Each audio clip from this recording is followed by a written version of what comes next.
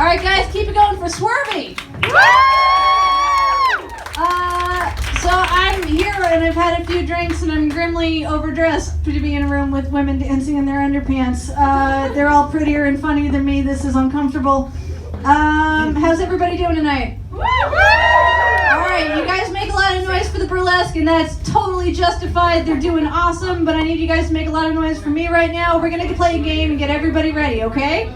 On the count of 3, we're going to play the swear game. The swear game means when I count to 3, we're all going to yell out our favorite curse word in the whole wide world. Are you ready? Woo! Alright guys, 1, 2, 3. Cunt! I only do this because I secretly really, really love people yelling cunt. I don't know why. I will never know why. I did this joke once in Ontario, and this lady who had to be 105 years old stood up and really proudly yelled, "Cock rabbit!" And the guy sitting next to her was just rubbing his head going, "Man, no." I was like, whatever's happening today, man, they're doing okay. Alright guys, I'll tell you a bit about me. I'm awkward. Sorry. Woo! Me doing comedy is a lot like a drunk girl trying to give a blowjob. Just you guys are going to get progressively more frustrated and I'm determined to do something that I obviously can't do properly. I'm just like, no, I've done this like 100 times. Let's just do it. Okay, and on that note, I'd like to tell you guys I'm not very good at dating. Mostly because I've had the same boyfriend for like 7 years. But if I didn't, I would be very bad at dating. And I'm realizing this is for a number of reasons. First one, most of the men that have been goodly enough to sleep with me all do the same thing, is when we're having the sex, they yell out, "I'm gonna come." I have no idea what to do with this information. Like, I just assume that we're yelling our day plans when that's happening. When they're like, I can see if you're warning me, okay? If, like, my face is in the splash zone and you'll yell, like, "I'm gonna come," I'm gonna look away from the hole. I get it. But if we're having sex and you yell, "I'm gonna come," I'm just gonna be like, "I'm gonna bake later!" Aim for my stomach! I'm so glad we did this in the kitchen. Second reason Sarah's not so very good at dating, not good at the sexy talk, guys. I don't know if that just made it abundantly clear, but I'm very bad at it. I'm notably quite ungood at the sexy talk. I work with mostly females. They're younger. They're fun people. I'm not fun people. I'm trying, but it's not working. Even today, like, I wore fun tights, but then I decided I was going to wear a really long dress. So, like, I was just like, these are fun. Thank you. These are fun, but they're Halloween tights that I think I borrowed from my niece, and we never need to speak of this again. So, like, I'm not good at the sexy talk. We were all out at a bar one night after we worked. A really good-looking man walked past, and all my coworkers were like, "Oh my God, the things I would do to that man." I'm like, "Go on." I'm gonna write this down, maybe real quietly, or text it to myself, because, like, I need to know things. They're like, "Oh, I would sit on his face," and they're saying horrible, vile things about this poor man. And I was just like, and then they looked at me like expectantly, and I'm like, oh shit, it's my turn. I'm like, I would suck his buttons and make him do my taxes. Filthy crab person. Like, I panicked. Like, I'm not good at sexy talk. Like, years ago, I was dating a guy, I went down on him, and he was like, "I really like how your eyes are watering because you're just getting right in there." I was like, first of all, you're not that big. Second of all, I'm terribly depressed. This is not for enjoyment. This is like me reflecting on my life, but with a dick in my mouth simultaneously. Like, this is, neither of us are having fun. Let's just move on. I dated a man a few years ago, and we did the sex, which is as we are wont to do sometimes. When we finished, I went to look for the condom because he was like, "Oh, it's gone." I was like, "Okay, where is it gone? Where did it go?"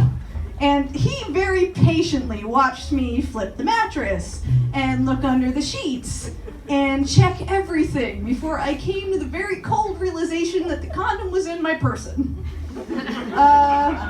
It's a good way to feel like a dirty piñata. I didn't want to freak him out, so I was kind of wrapped up in a blanket and I was like, "Don't worry about it, I got this." I went to the bathroom and I closed the door, and then I was like, I don't have a plan. I just need to stay in here long enough for him to think I'm doing something. Like, I was like, do I get a mirror? Like, do I find and assess how far the situation? Because, like, he was an adequate human, so, like, it's not touching my ribs or anything, but it's somewhere where I can't find it. I come out, and he's got the laptop open. I was like, I swear to God, if you are tweeting this, we're done. He was, and we are, and that's fine. But that wasn't the point. He Googled it, and he was like, okay, Google says you should try jumping up and down. I was like, we had sex, and you just gave me gym advice from, like, the 4th grade gym teacher. Thank you. Thank you for that. I called my doctor's office, just to make an appointment, so I was like, well, like, I gotta get, it has to come out. That's, like, all it is to it. I call my doctor's office, I make an appointment. In the meantime, I call a public health nurse. I'm like, I explained my situation. I was like, is there anything I should be doing? And I can hear this woman on the phone doing a crossword. She doesn't give a shit, and she's like, have you tried jumping up and down? Like, that's why this is a free health line. Very good. The next day, I go to my doctor's office, and I'm feeling like a crippling amount of shame. Also, my doctor's office is in a sketchy neighborhood, so, like, it's right above a drugstore, and there's always police there. There's always police there. Like, I mean, like, I have to walk past the pharmacy, and the very sweet old lady behind the desk at the pharmacy is talking to the police, and the police is like, well, madam, what did the suspect look like? And she's like, well, Stephen looked tired. We don't want him arrested, we just need the methadone back. So I go upstairs, I go to my doctor's office, I have to put on the paper gown, and I'm feeling, like, embarrassed, okay? Like, the music is building, guys. Like, this is gonna come to a conclusion. I'm just embarrassed, and I'm trying to think of, like, a funny way to explain to my doctor what situation has just come over us.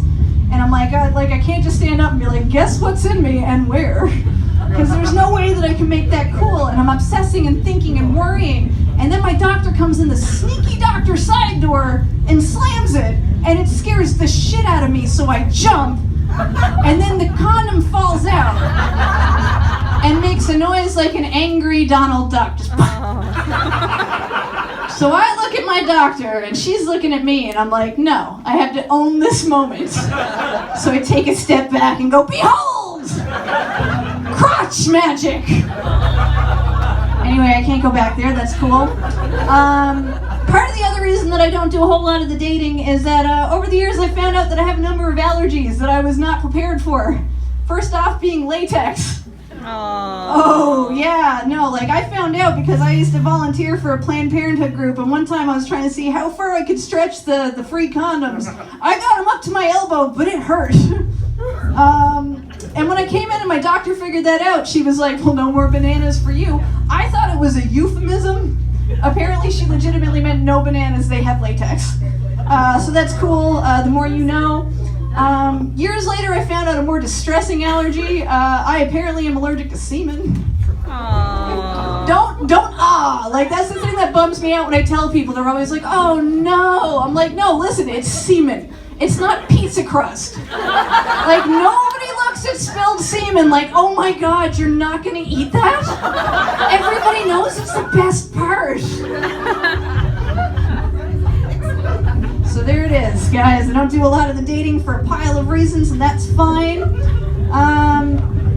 So I mentioned my doctor. Can I tell you guys a fucked up medical thing that I actually, like, dealt with for the better part of a year? Woo! Woo! All right, cool. I have your permission to get weird.